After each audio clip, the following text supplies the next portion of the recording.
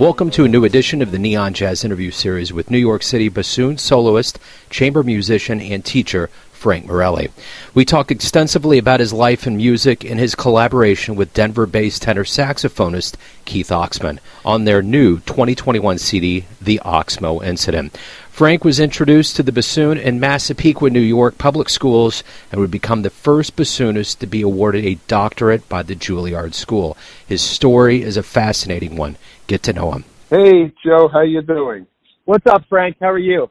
I'm good. Thank you. Thanks for calling. Oh, man, thanks for taking a minute after the show. I appreciate it. I just wanted to get into your life and music. I wanted to get into this new album with Mr. Keith Oxman. I really, really enjoyed it. I mean, anytime Keith puts out an album, it takes me into that spaceship to a time where it's glorious, man. There's just a sound that resonates. You two together in the Oxmo Incident, same kind of thing, man. So I want to know, what was it like to team up with Keith to put this project out? I think you already know, but just to share, I got to know Keith because I'm a bassoonist, you might say a classical bassoonist by trade, and I've been so for, over 40 years anyway. One of the things I do, like many musicians, is teach, and I'm fortunate to teach on the college level, and I taught the woman, Susan Oxman, who is Keith's wife, of course, a long time ago. It's the connection between me and my former student, who then became kind of family friends. I always give my students as part of my family. Through that connection, I got to meet Keith, and I'm familiar with the albums you're talking about. And, I would be fortunate to usually he would just send it to me, lucky for me. And I have the same admiration for his level of artistry and insight. And getting to know him personally, I realized, as often is the case with jazz, the wonderful jazz musicians I've had some contact with from, my own perspective as basically a classical player, the deep knowledge that these people have. And Keith of jazz, of their art form, their aspect of music. Although Keith is also incredibly knowledgeable about classical music and has done a lot of self-study and analysis of music. I mean, he's just an incredible guy. And so that depth, you hear that in his music making. I kind of joked with the idea of doing an album with Keith when I was speaking to Susan, his wife, on my birthday. She's a sweetheart and always remembers her dear old teacher on his birthday. And that's what led to this album, my kind of offhand, somewhat, half serious remark. And then immediately we got to work on it, knowing my own limitations about going into the jazz area. We worked very carefully between us to pick tunes, pick opportunities where I could contribute something in a way that would be honest in terms of my background, if you want to call it skill set, which is quite different than Keith or the other great players on the record. Jeff Jenkins, the pianist, who is fantastic, and Kenny Walker on bass and Todd Reed on drums. And the four of them, with Keith, play together a lot around Denver, and they're just first rate, as you hear on his albums. So it was a daunting process for me, but something that brought me full circle to when I was a kid, because like many of us, right, we start out in music education, pick an instrument in the fourth grade, start on the clarinet, became a sax player, switched to bassoon in high school because they needed one in the band. It's that serendipitous in terms of how my life worked out so beautifully for that opportunity. And I used to play, because we're talking in the 1970s now, I used to play dance music on the sax. I'm not saying I was a jazz player. Obviously, I would embellish the tunes, hopefully in the right style. But I was playing for, restaurants or wedding parties or bar mitzvahs, stuff like that. So for me, it was this opportunity to go back to something I really love to do, but has not been really part of my career. So all of this has been serendipitous, the way you got into the bassoon and the way you met Keith. This is a great, great story. So what I want to know from you now, too, is that not necessarily when this was actually recorded, but the fact that this album is coming out during a global pandemic and other things that are happening, particularly in America. How does it feel to get new music, new good quality music into the hands of people that want it? Well, it feels really great. And it's wonderful for you to say that you enjoy the record so much, because you have to understand from my perspective, although I was encouraged and supported all the way by Keith and the other guys in the band, I'm fully aware that I'm in new territory. Obviously, I'm hoping people will appreciate my contribution to it.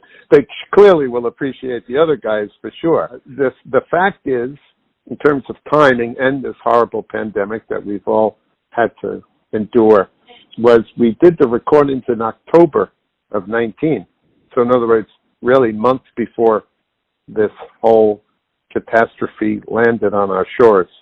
The takes were, in the can, to use the old terminology, and so we've been devoting ourselves, and actually it's been an incredible relief and sense of creativity to be working on the post-production, would you say, of the album in the time period of the pandemic. That's so we just talk about serendipity again. We literally got that music recorded months before we wouldn't have been able to do it. Certainly not together in one session.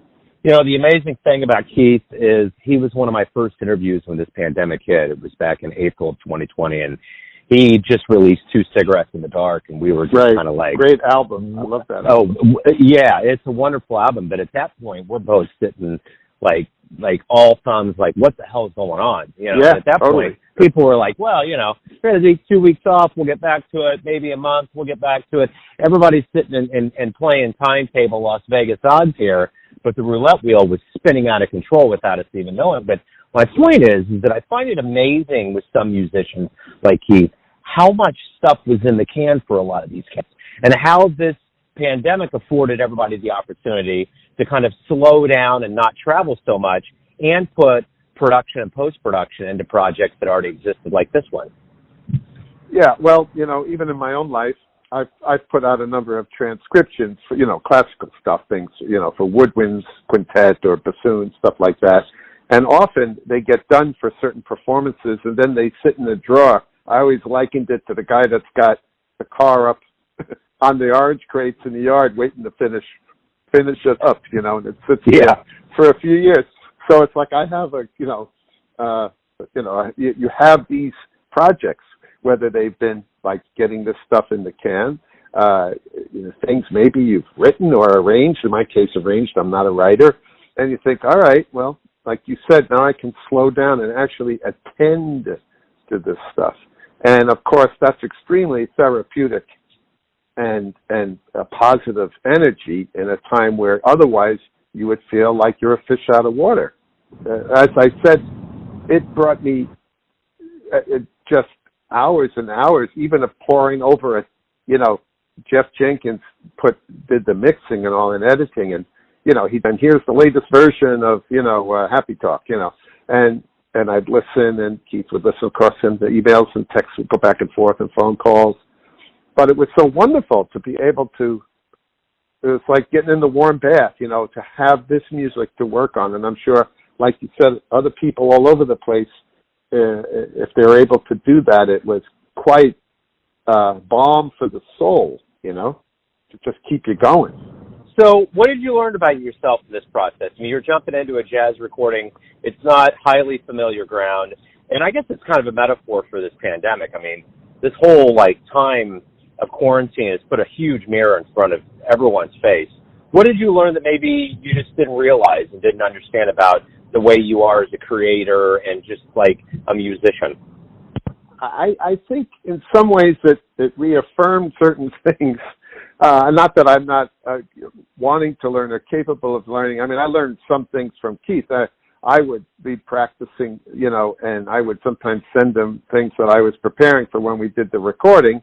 and he would give me his criticism. And so I really feel like I was studying with Keith throughout this process and learned a lot about just honing my style and understanding to try to fit my playing into that world.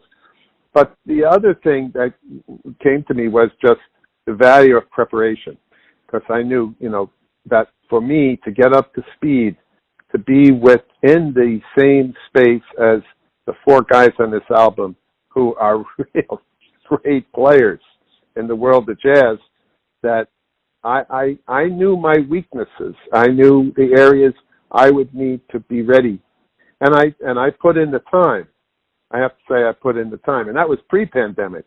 And I spent a good part of the summer of 19, prior to the recording sessions, just honing my skills on these particular tunes.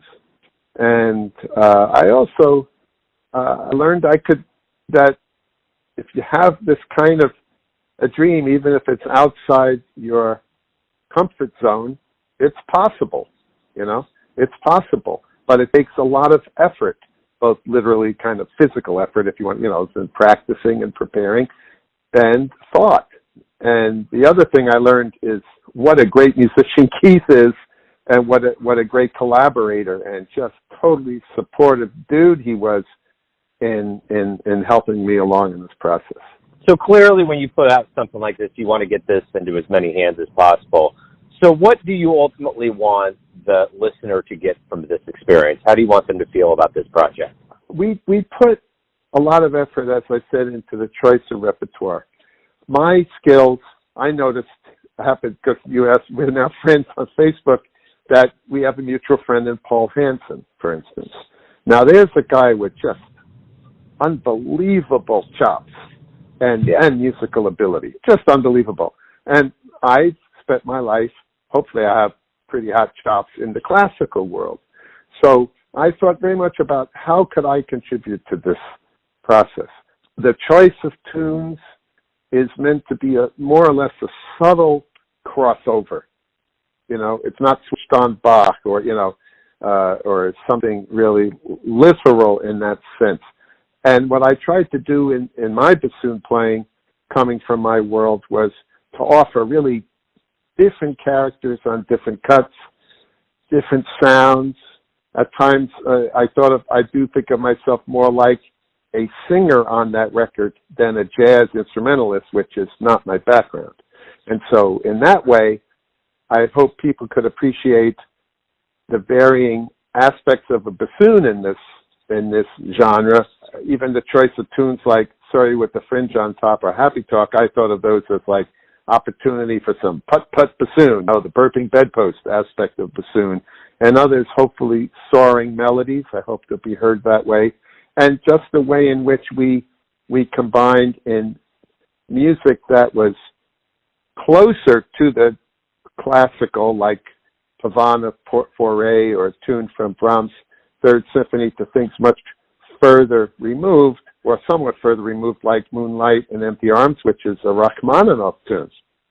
And then even in terms of the Broadway classics, like I mentioned, Surrey, Happy Talk, and Could Have Danced All Night, these are from a time, in my mind, in terms of this question of classical and jazz, and the Broadway musical had evolved from the operetta, which was still being, and there were some nice tunes.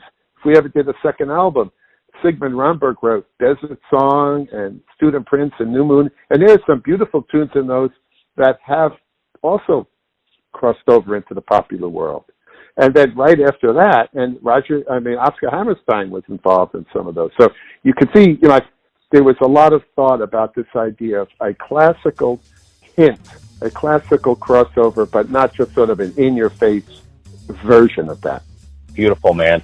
Hey, Frank, thanks for taking some time out to talk about this album and this collaboration and touching on this very strange world we're in. So good luck with the album and the return to some level of what we, keep us going.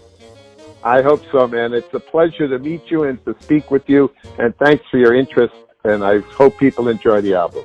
Thanks for listening and tuning in to another Neon Jazz interview, where we give you a bit of insight into the finest players in New York City, Kansas City, and spots all over the world, giving fans all that jazz. And thanks to Frank for his time, music, and story. If you want to hear more interviews, go to Famous Interviews with Joe Davino in the iTunes Store. Visit neonjazz at youtube.com, and for everything Neon Jazz all the time, go to the neonjazz.blogspot.com. Until next time, enjoy the jazz, my friends.